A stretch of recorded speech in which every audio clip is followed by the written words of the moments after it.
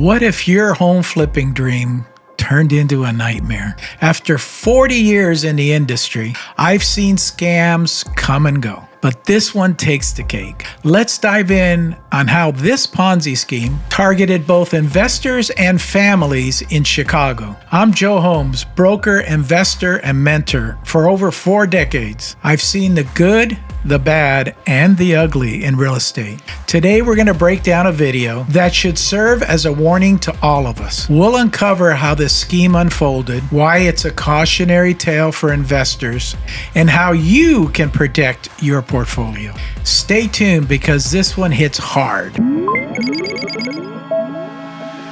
T5 responds, a bad business model or a Ponzi scheme? That's what several people who invested money with a popular Chicago home flipping business are asking themselves tonight. The owners of iFlip Chicago are accused in lawsuits of luring inexperienced investors into predatory loans, leading to financially devastating consequences for dozens of Chicago families. PJ Rendawa unravels how things went wrong. Do you have any idea who you're flipping with? That's got to be one of the first things that you investigate, especially with these so-called gurus out there. You need to find out who they are, what they're doing, and find out from boots on the ground and see if they're up and up. And this story that you're going to hear starts out good, but doesn't end up that way. If you're interested in actually learning how to flip homes. In late 2020, Amira Hadid signed up for a home flipping boot camp offered by real estate company iFlip Chicago. iFlip Chicago boot camps is 100% hands-on. This is something that my mom always wanted to do, and I'm a fan of HGTV. Yeah, and it's your own cousin. Yeah, and who can't trust family? My name is Ramo Bay, and it's my wife, Michelle Nicole Bay. That's Amira's cousin, Michelle Bay. She and her husband, Ramo Bay, run iFlip Chicago. In addition to boot camps, the company offers joint venture partnerships to first-time investors who want to flip a home. There were a lot of people who had successfully. So I always tell people I don't trust anybody, whether it's family or not. You have to investigate. You have to find out whether they're telling you the truth or not. Many times I hold a meetup, once a month I have for the last 10 years. And many times I'll get people that come and just literally start talking, and I'm the greatest thing since sliced bread. And you have to kind of question, like, why are you the greatest thing since sliced bread? What is it that you're doing? Make sure it's not for their benefit and then it's for yours. So let's listen further. Family members take advantage of other family members because they know that there's a trust factor in there. But again, I don't trust anybody, so prove up what you're telling me. Successfully done flips with him. Tatiana Barnett is a realtor and iFlip Bootcamp graduate. Both she and Amira say after the boot camp they were recruited into iFlip's joint venture program. It was supposed to work like this. Participants would have to provide some upfront capital. iFlip would find the property, provide access to the lender, and oversee the renovation.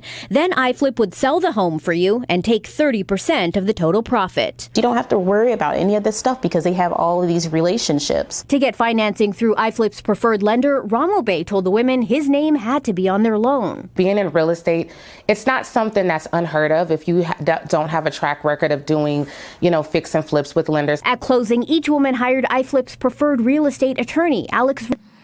See, now that's a big red flag to me, and I know they do real estate a little bit differently over there. They're what we call the foreclosure state. We're what's called a trustee state here in California, so things are done a little bit differently.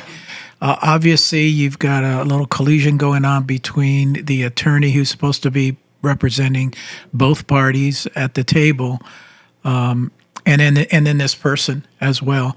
I don't know, like for here, if I joint venture with somebody, I'm probably not on the loan unless the lender requires it.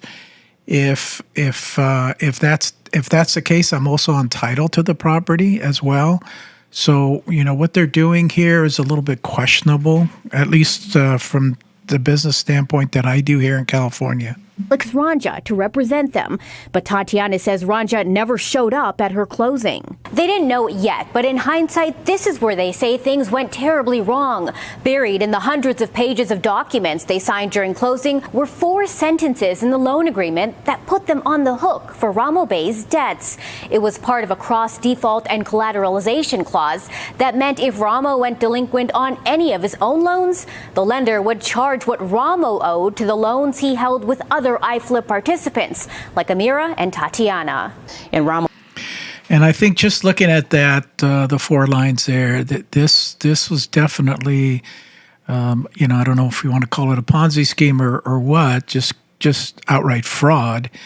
That he was tying up not only this property but every other property, basically as a guarantee that if anything wrong with the other property, that they would charge other people. And that's great. If you're the lender in this situation, that's awesome. You normally have due recourse on the property that you're buying, but what they did is they tied it up to other properties that this person may own. And I'm talking about the actual mentor, teacher, investor in this case, not the students that were putting up their hard-earned money.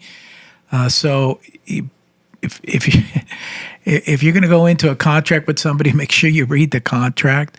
I always like to have independent parties in the transaction. So again, we don't use attorneys out here. We use title companies and escrow companies, and the lender is totally independent and would not necessarily have a clause like this unless somebody spoke up and said, yeah, I need you to put this clause in because I've got like 10 other loans and I want to make sure you get paid back.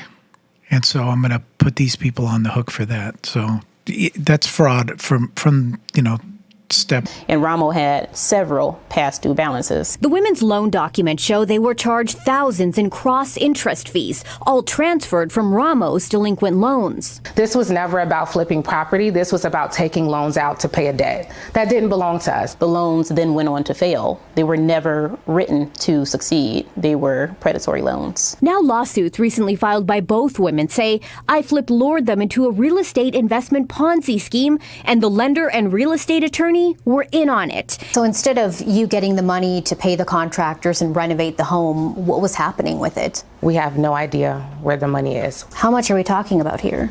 I have lost $169,000. I'm sorry.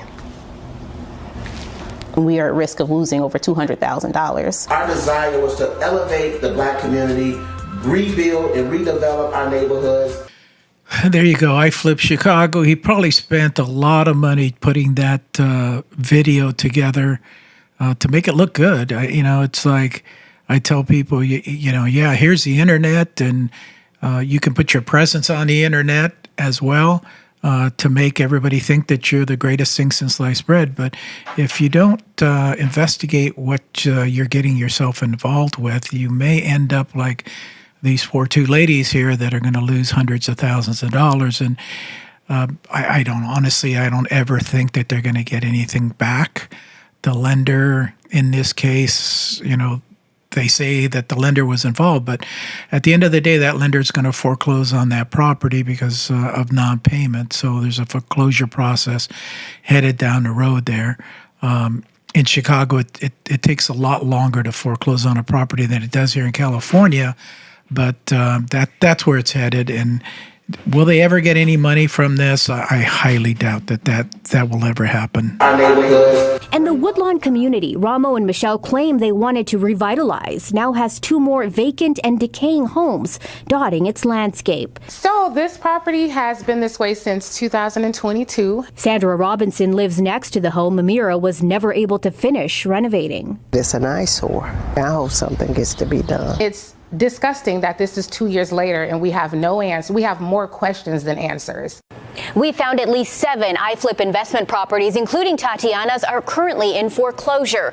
In an email, Ramo Bey tells us he and his clients were a victim of predatory lending, and the cross-collateralization policy was never disclosed or explained to him at closing. He says he will go after the lender who caused all this damage. Alex Ranja's attorney tells me they will be filing a motion to dismiss the case. Ramo is still holding real estate investment seminars on Facebook and encouraging church groups to invest.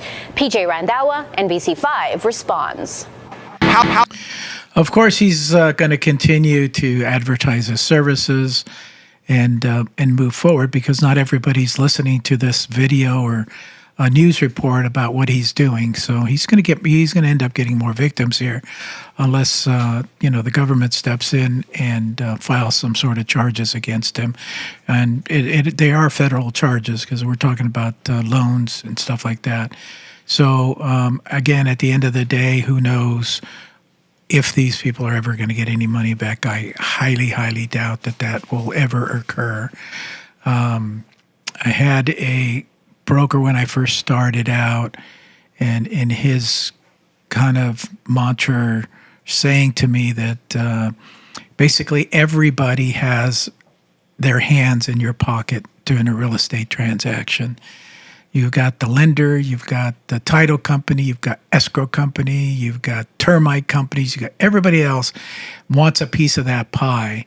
And if you don't know what you're doing and you're not educated properly, things like this can happen to you. And I hope they don't. And I hope if you see this video, please like, share, subscribe, comment.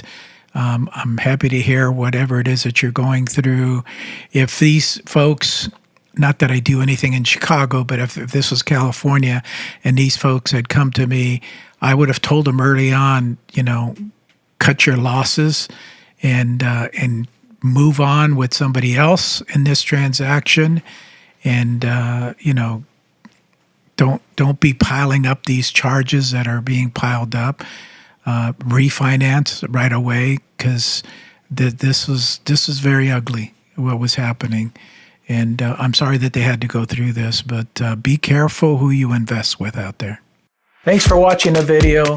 Make sure you like and subscribe and share this video so that other people can get informed. We'll see you on the next one.